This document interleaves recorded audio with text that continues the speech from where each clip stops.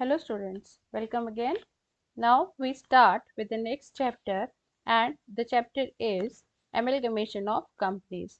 ये आपके बुक में 6th चैप्टर है, तो चलिए शुरू करते हैं amalgamation of companies. amalgamation की जब हम बात करते हैं तो amalgamation का मतलब होता है जब दो या दो से ज़्यादा कंपनी जो कि हर तरीके से हर रिस्पेक्ट से एक जैसी हैं वो लिक्विडेशन में जाकर एक नई कंपनी बनाती हैं और एक नया बिजनेस शुरू करती हैं, उसे हम कहते हैं एमलगमेशन। लेकिन अब यहाँ पर अगर हम लिक्विडेशन की बात कर रहे हैं तो लिक्विडेशन टर्म जो है ये आपके लिए नहीं हो सकती है, क्योंकि लिक्विडेशन का मतलब होता है कंपनी का समापन होना, कंपनी का समाप्त हो जाना। वैसे तो कोई भी बिजनेस जब शुरू किया जाता है तो उसमें हम अकाउंटिंग में पढ़ते हैं कि गोइंग कंसर्न कि वो लंबे समय तक बिजनेस करेगी, लेकिन कभी हो सकता है कि बहुत ज़्यादा मार्केट के अंदर कंपटीशन है।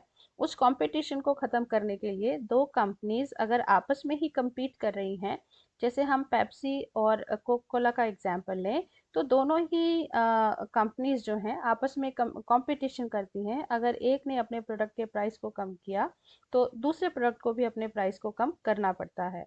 तो यहाँ पर आपसी कंपटीशन की वजह से जो अल्टीमेटली लॉस है वो कंपनीज का होता है और बेनिफिट कस्टमर्स का होता है।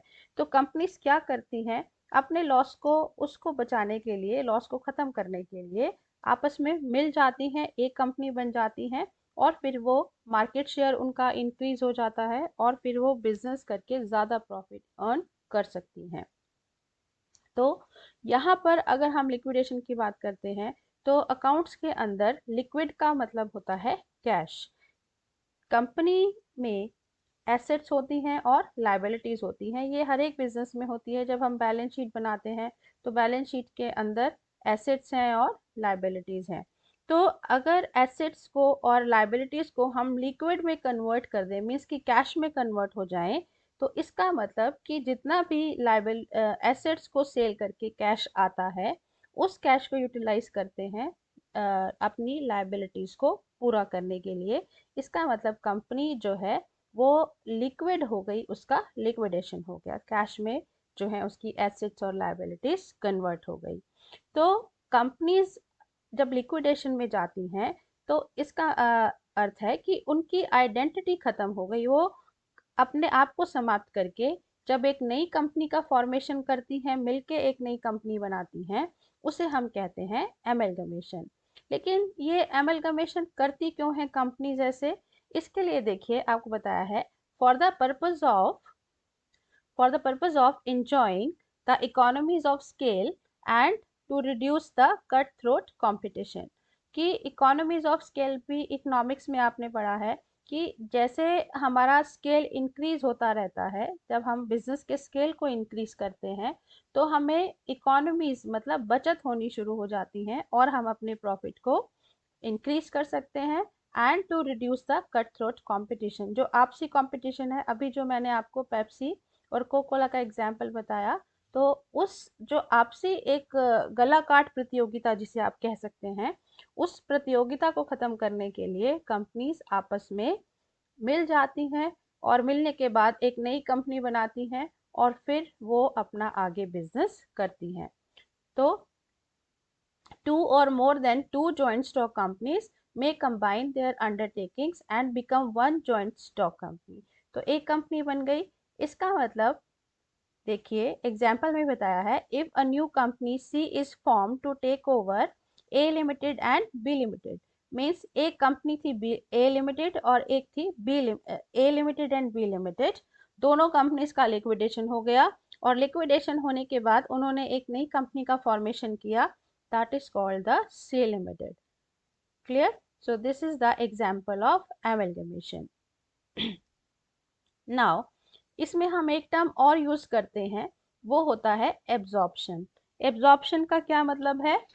एब्जॉर्प्शन जैसे आपको नाम से ही पता चल रहा है, मतलब एब्जॉर्ब करना। Under absorption no new company is formed, whereas existing company purchases another existing company, it is called absorption। मतलब एक कंपनी दूसरी कंपनी को परचेस कर लेती है यानी कि एब्जॉर्ब कर लेती है। जैसे हमने एमलगमेशन में पढ़ा कि दो कंपनीज हैं, दोनों ही लिक्विडेशन में जाती हैं, अपना समापन करती हैं और फिर एक नई कंपनी बनाती हैं। लेकिन एब्जॉर्प्शन में ऐसा नहीं होता। एब्जॉर्प्शन में एक एग्जिस्टिंग कंपनी दूसरी एग्जिस्टिंग कंपनी को परचेस कर लेती है या यानी कि उसको एब्जॉर्ब कर लेती है अपने अंदर। तो यहाँ पर केवल एक ही कंपनी का लिक्विडेशन होता है, दूसरी कंपनी जो है वो एज इट इज रहती है। उसने जिसका लिक्विडेशन हुआ है उसको एब्जॉर्ब कर लिया है। तो एमलगमेशन और एब्जॉर्प्शन में अगर हम डिफरेंस की बात करें तो मेन डिफरेंस दोनों टर्म्स का यही है कि एमलगमेशन के अंदर दो कंपनीज हैं, तीन हैं, जितना भी नंबर है कंपनीज का, सभी कंपनीज लिक्विडेशन में जाके एक नई कंपनी का फॉर्मेशन करती हैं। लेकिन एब्जॉर्प्शन में कोई नई कंपनी नहीं बनती, वहां पर एक एग्जिस्टिंग कंपनी दूसरी एग्जिस्टिंग कंपनी को परचेस कर लेती है या उसे एब्जॉर्ब कर लेती है। अब दोनों टर्म्स के लिए कुछ ट्रेडिशनल हमारे व्यूज थे और कुछ मॉडर्न अकाउंटिंग स्टैंडर्ड्स हैं। अगर हमने एमलगमेशन और एब्जॉर्प्शन के बारे में पढ़ा, अभी हम रिकंस्ट्रक्शन के बारे में भी आगे पढ़ेंगे। लेकिन उससे पहले थोड़ी सी हम बात करते हैं कि एमलगमेशन और एब्जॉर्प्शन को अब जो है 1995 ऑनवर्ड्स नाम दिए गए हैं in the nature of merger and in the nature of purchase. Merger का मतलब है एमलगमेशन और परचेज का मतलब है एब्जॉर्प्शन। देखिए मर्जर का मतलब जैसे ये भी हमें टर्म से ही पता चल रहा है। मर्जर का क्या मतलब होता है? मर्जर मीन्स कि दो कंपनीज आपस में मर्ज होकर एक नई कंपनी बनाती हैं, ठीक है। और मर्ज होने का मतलब है कि दोनों ही कंपनीज लिक्विडेशन में जाती हैं, अपनी आइडेंटिटी खत्म करके एक नई कंपनी को बनाया जाता है जिसे हम मर्जर कहते हैं। एंड मर्जर का जो मीनिंग है वो सेम है जो कि एमलगमेशन का है। तो मर्जर एंड एमलगमेशन ये एक सेम टर्म्स हैं। उसके बाद हम बात करते हैं in the nature of purchase. Purchase का मतलब है एब्जॉर्प्शन। जैसे परचेज में अभी आपको मैंने बताया एब्जॉर्प्शन में कि एक कंपनी दूसरी कंपनी को परचेज कर लेती है यानी कि एब्जॉर्ब कर लेती है। क्लियर? इसके बाद एक और हमारे पास टर्म आती है रिकंस्ट्रक्शन। रिकंस्ट्रक्शन के का जो आगे फर्दर और डिवीजन किया गया है that is internal reconstruction and external reconstruction. इसके बारे में हम अभी पढ़ते हैं। उससे पहले हम बात करते हैं ऑब्जेक्टिव्स ऑफ एमलगमेशन की। एमलगमेशन क्यों होता है, मीन्स क्यों कंपनीज अपना लिक्विडेशन करती हैं और फिर मिलके एक नई कंपनी का फॉर्मेशन किया जाता है, या क्यों एक कंपनी दूसरी कंपनी को परचेज करती है? To have better control over the market and also to increase the market share and area of operations.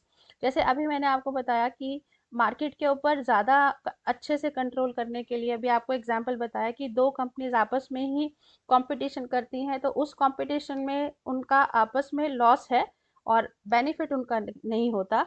तो अपना प्रॉफिट को इंक्रीज करने के लिए या बढ़ाने के लिए वो अपने कंपटीशन को ख़त्म कर देती हैं और फिर एक कंपनी बनाकर अपना मार्केट शेयर इंक्रीज कर लेती हैं और उनका जो एरिया ऑफ ऑपरेशन है, मतलब काम करने के जो उनका जगह है वो बढ़ जाती है, क्योंकि दो कंपनीज मिल गई तो उनके रिसोर्सेज भी जो हैं वो ऐड हो जाते हैं। Then to eliminate cut throat competition, अपना उन्होंने कट थ्रोट कंपटीशन को एलिमिनेट कर दिया, मतलब खत्म कर दिया। And rivalry among competing the amalgamating companies.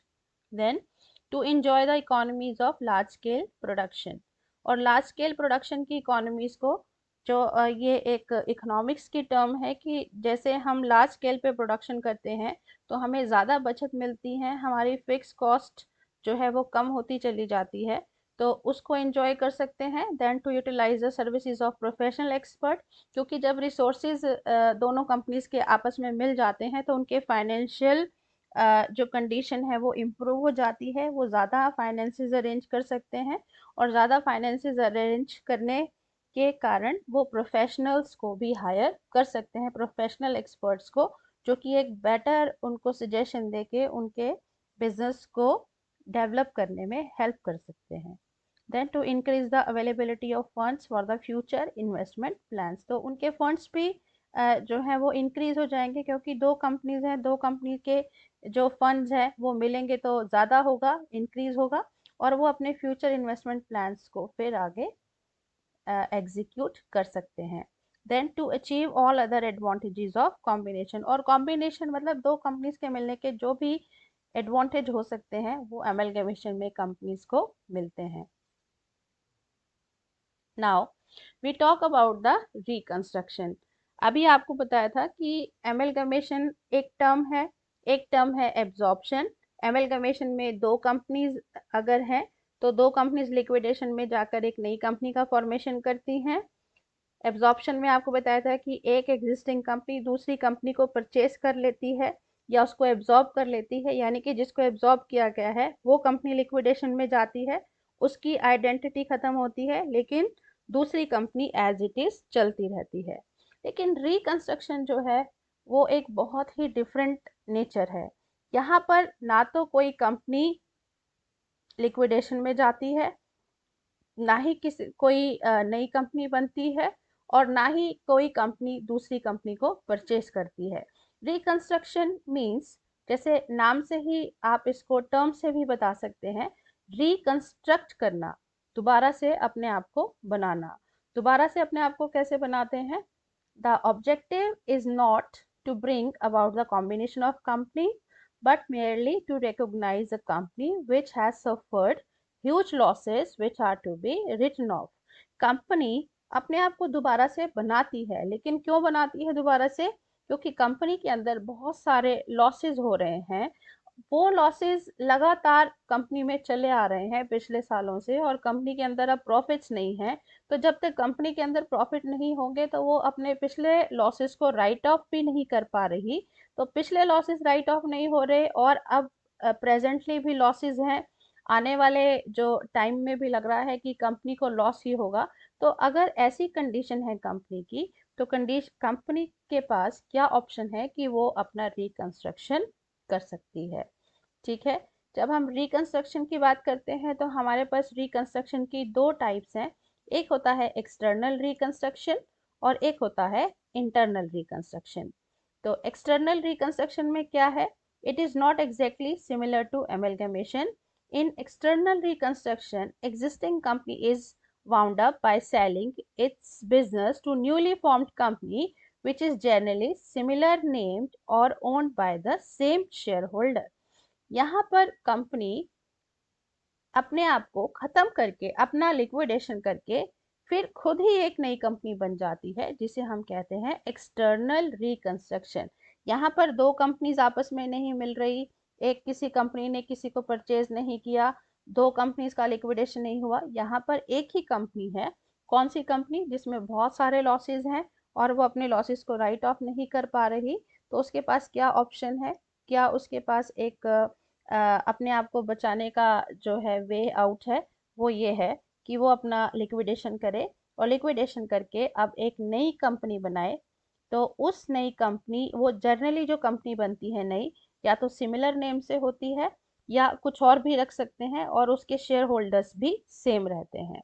Objectives क्या है इंटरनल रिकंस्ट्रक्शन के? To bring down the value of the assets to the real worth by writing off the accumulated losses of the past year। देखिए, जब हम इस point को समझने के लिए आपको थोड़ा सा और कॉन्सेप्ट समझना पड़ेगा कि जब हम बैलेंस शीट बनाते हैं तो बैलेंस शीट के अंदर एक तरफ हमारे पास लाइबिलिटीज होती हैं और एक तरफ एसेट्स होती हैं, और एसेट्स और लाइबिलिटीज का टोटल हमारा सेम होता है बैलेंस शीट में। जिसका मतलब ये होता है कि कंपनी की जो फाइनेंशियल कंडीशन है वो कैसी है, फाइनेंशियल कंडीशन को शो करती है कंपनी की बैलेंस शीट। वो टोटल सेम रखने का क्या एक उसके पीछे आइडिया है कि कंपनी के अंदर इतनी एसेट्स अवेलेबल हैं कि वो बिजनेस में जो एसेट्स हैं वो बिजनेस की लाइबिलिटीज को पूरा करने में अप्रोप्रिएट है। मतलब कंपनी की जो फाइनेंशियल कंडीशन है वो अच्छी है, इतनी प्रॉपर कंपनी के पास एसेट्स अवेलेबल हैं जिससे कि वो अपनी लायबिलिटीज को पूरा कर सकती है। लेकिन कई बार कंपनी के अंदर एसेट्स की जो वैल्यू है वो रियल वर्थ नहीं होती, क्योंकि अगर लॉसेस हो रहे हैं पिछले, ठीक है, तो कंपनी प्रोविजन नहीं बना पा रही होगी, प्रोविजन नहीं बना पाएगी, जैसे बैड डेट्स के लिए प्रोविजन नहीं बना पा रही, अपनी एसेट्स के लिए जो डेप्रिसिएशन का होता है प्रोविजन वो नहीं बना पा रही क्योंकि लॉसेस हैं। तो इसका मतलब जब उसने डेप्रिसिएशन नहीं लगाया, बैड डेट्स के लिए कोई प्रोविजन नहीं बनाया, तो डेटर्स की वैल्यू हमारे पास सही नहीं होगी और हमारे पास एसेट्स की वैल्यू रियल नहीं होगी। वहां पर एसेट्स की वैल्यू बैलेंस शीट में ज़्यादा शो होगी लेकिन एक्चुअल में उनकी वैल्यू कम होती है।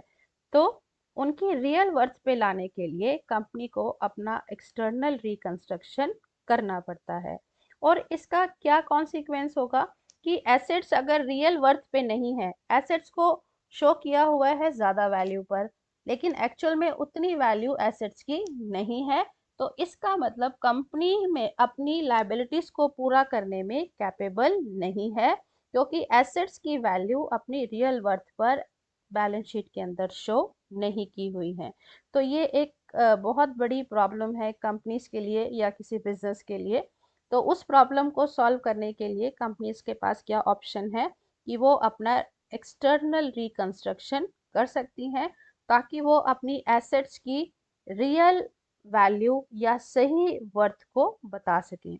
Then to offer the share holders the share representing real worth of the company, और जो शेयर होल्डर्स को शेयर्स दिए गए हैं उनकी भी रियल वर्थ कंपनी उनको दे पाए।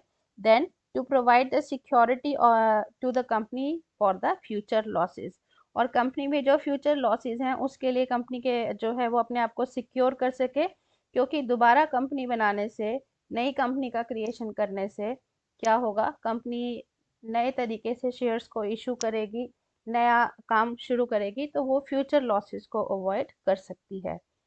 Then raising the fresh capital by issuing new shares, जैसा अभी मैंने बताया कि नई कंपनी बनेगी तो कंपनी नए जो है शेयर्स इशू करके फ्रेश कैपिटल ला सकती है। Changing all together the memorandum of association of the company, memorandum of association company का एक बहुत इंपॉर्टेंट डॉक्यूमेंट होता है। तो कंपनी अगर नई बनती है तो वो अपने मेमोरेंडम ऑफ एसोसिएशन में भी चेंज कर सकती है, जैसे कि सिचुएशन है उन सिचुएशंस के अकॉर्डिंग वो इसमें चेंजेस कर सकती है। Then is the internal reconstruction. अभी तो हमने बात की एक्सटर्नल रिकंस्ट्रक्शन की। एक्सटर्नल रिकंस्ट्रक्शन में होता है कि कंपनी अपने आप को खत्म करके, अपना समापन करके, मतलब लिक्विडेशन में जाकर फिर अपने आप को दोबारा से बनाती है, that is the external reconstruction. लेकिन इंटरनल रिकंस्ट्रक्शन जो है वो डिफरेंट है। इंटरनल रिकंस्ट्रक्शन में कंपनी लिक्विडेशन में नहीं जाती, बस अपने अंदर थोड़े बहुत चेंजेस करती है। अपना जो रिकंस्ट्रक्शन है अपने आप को बनाती है, इंटरनली बनाती है, मतलब लिक्विडेशन में ना जाकर कुछ चेंजेस करती है। अब उसमें क्या होगा, देखिए, it is altogether a different form of business combination. In internal reconstruction, the company continues with its legal entity and is only internally reorganized. Company की जो लीगल एंटिटी है वो वही कंटिन्यू रहती है, लेकिन बस वो अपने आप को इंटरनली रीऑर्गेनाइज करती है, मतलब अपने आप को अंदर से दोबारा बनाती है। In this rearrangement and reduction of share capital is done. इसके अंदर कंपनी क्या करती है इंटरनल रिकंस्ट्रक्शन में, अगर लिक्विडेशन में जाके नई कंपनी नहीं बनती तो कैसे अपना इंटरनली रीऑर्गेनाइज कर रही है, अपनी शेयर कैपिटल को रिड्यूस करती है या फिर उसको रीअरेंज करती है। Under internal reconstruction the share capital is reduced to its real worth and the same amount is used to eliminate the accumulated losses, fictitious assets and to write down the overvalued assets of the company। देखिए, ये अभी मैंने आपको बताया था कि company की balance sheet होती है। बैलेंस शीट में दोनों चीज़ों का बैलेंस रखना ज़रूरी है। जितनी हमारे पास एसेट्स हैं उन एसेट्स की वैल्यू उतनी होनी चाहिए कि कंपनी अपनी लायबिलिटीज़ को पूरा कर सके, लेकिन अगर ऐसा नहीं है तो इसका मतलब कंपनी अपने आप को जो है वो अच्छी फाइनेंशियल कंडीशन में नहीं है। उसके लिए कंपनी क्या करती है, इंटरनल रिकंस्ट्रक्शन करती है। तो एसेट्स में हमारे पास क्या शो किया होता है कि एक्यूमुलेटेड लॉसेज हैं, कोई फिक्टिशियस एसेट है। फिक्टिशियस एसेट कौन सी होती हैं, जो एसेट्स हमें दिखाई होती हैं लेकिन वैसे उनकी कोई वैल्यू नहीं होती। ठीक है, मार्केट वैल्यू उनकी जीरो होती है। फिक्टिशियस एसेट मतलब कहने को एसेट्स है बट उनका मार्केट वैल्यू जो है वो जीरो है। अगर ऐसी कोई फिक्टिशियस एसेट हमारे एसेट साइड में शो की है तो इसका मतलब मार्केट वैल्यू तो उनका नहीं है, तो कंपनी वहां से कुछ भी फिक्टिशियस एसेट को सेल करके अपनी लायबिलिटीज को पूरा नहीं कर पाएगी। और कई बार ओवर वैल्यूड एसेट होती हैं कि एसेट की एक्चुअल वैल्यू जो है कम है लेकिन हमारी बैलेंस शीट में ज़्यादा लिखी है, तो वहाँ भी कंपनी की जो अगर हम डीपली स्टडी करें फाइनेंशियल कंडीशन तो वो ज़्यादा अच्छी नहीं होगी, क्योंकि एसेट को ज़्यादा वैल्यू पे लिखा हुआ है लेकिन एक्चुअल में उसकी वैल्यू नहीं है, तो कंपनी अपनी लायबिलिटीज़ को पूरा करने में कैपेबल नहीं है। ठीक है, तो इसीलिए कंपनी जो है अपना इंटरनल रिकंस्ट्रक्शन करती है। इंटरनल रिकंस्ट्रक्शन में क्या किया जाता है, इंटरनल रिकंस्ट्रक्शन में देखिए लायबिलिटी साइड से शेयर कैपिटल को रिड्यूस किया जाता है। तो शेयर कैपिटल को जब हम लायबिलिटी साइड से रिड्यूस कर रहे हैं उसको रियल वर्थ पे लाने के लिए, तो जो रिड्यूस करके अमाउंट आएगा उस अमाउंट को कहाँ यूज कर रहे हैं, the same amount is use to eliminate जो हमारा एसेट साइड में एक्यूमुलेटेड लॉसेस हैं, फिक्टिशियस एसेट्स हैं या ओवर वैल्यूड एसेट हैं, उनको राइट डाउन करने के लिए कंपनी उसको यूटिलाइज करती है। लेकिन ये कैसे होगा, ये हम करेंगे जब हमारे प्रैक्टिकल क्वेश्चन होंगे, जो हमारा नेक्स्ट चैप्टर होगा दैट इज इंटरनल रिकंस्ट्रक्शन। तो नेक्स्ट टॉपिक जब हम स्टार्ट करेंगे इंटरनल रिकंस्ट्रक्शन, उसमें इसका प्रैक्टिकल पार्ट हम करेंगे जिससे आप इस कॉन्सेप्ट को और अच्छे से समझ पाएंगे। अब हम बात करते हैं objectives of internal reconstruction. Objectives यही हैं, to eliminate the fictitious assets of the company such as preliminary expenses, discount on issue of shares, etc. देखिए अभी मैंने आपको बताया कि कंपनी की एसेट साइड में फिक्टिशियस एसेट्स लिखी हैं। फिक्टिशियस एसेट्स होती हैं दिखावटी, दिखावटी जिसे आप कह सकते हैं कि दिखाने के लिए एसेट है लेकिन एक्चुअल में उनकी कोई मार्केट वैल्यू नहीं है। जैसे कि प्रिलिमिनरी एक्सपेंसेस, प्रिलिमिनरी एक्सपेंसेस क्या होते हैं, why preliminary expenses is considered as asset, क्यों की जाती है, क्योंकि प्रिलिमिनरी एक्सपेंसेस किए जाते हैं जब कंपनी को शुरू किया जाता है। कंपनी का रजिस्ट्रेशन कराने से पहले जितने भी उसके प्रोसीजर है, सारा वो प्रोसीजर करने के लिए जो भी एक्सपेंसेस होते हैं उसे हम कहते हैं प्रिलिमिनरी एक्सपेंसेस। लेकिन अगर वो एक्सपेंसेस नहीं करेंगे तो कंपनी का काम शुरू नहीं हो सकता, एक कंपनी स्टार्ट नहीं हो सकती। तो वैसे तो ये एक्सपेंसेस हैं लेकिन कंपनी को शुरू करने के लिए ज़रूरी होते हैं, इसीलिए हम इसको एसेट की कैटेगरी में रखते हैं।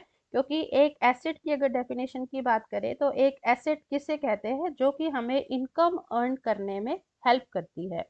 एसेट क्या चीज़ होती है, जो हमें इनकम अर्न करने में हेल्प करती है। तो प्रिलिमिनरी एक्सपेंसेस कैसे हमें इनकम अर्न करने में हेल्प कर रहे हैं, क्योंकि प्रिलिमिनरी एक्सपेंसेस करने के बाद ही एक कंपनी का फॉर्मेशन होता है, और कंपनी का फॉर्मेशन होगा तभी एक चीज़ बिजनेस एग्जिस्टेंस में आएगा और तभी वो बिजनेस करके इनकम को अर्न कर सकते हैं। तो प्रिलिमिनरी एक्सपेंसेस को हम एसेट्स की कैटेगरी में रखते हैं, क्योंकि ये एक्सपेंसेस हैं और इनकी कोई मार्केट वैल्यू नहीं है, इसीलिए इन्हें फिक्टिशियस एसेट कहा जाता है, दिखावटी संपत्ति कहा जाता है, क्योंकि इनकी कोई मार्केट वैल्यू नहीं है। ऐसे ही discount on issue of shares, company अपने शेयर्स को इशू करती है लेकिन कई बार डिस्काउंट कंपनी को देना पड़ता है। डिस्काउंट क्यों देना पड़ता है, क्योंकि कंपनी के शेयर्स जो हैं वो सेल नहीं हो रहे, तो सेल को बढ़ाने के लिए कंपनी को शेयर्स जो हैं वो डिस्काउंट पर इशू करने पड़ेंगे। और जो डिस्काउंट पर इशू किया है वो इसलिए किया है कि फिर कंपनी के पास शेयर कैपिटल आएगा, कंपनी के पास शेयर कैपिटल आएगा तभी कंपनी जो है अपना आगे बिजनेस कर पाएगी। इसीलिए हम इसको एसेट की कैटेगरी में करते हैं, क्योंकि शेयर कैपिटल आने से ही कंपनी जो है अपनी इनकम को अर्न कर सकती है। लेकिन इसे फिक्टिशियस एसेट क्यों कहा जाता है, क्योंकि इसकी कोई मार्केट वैल्यू नहीं है।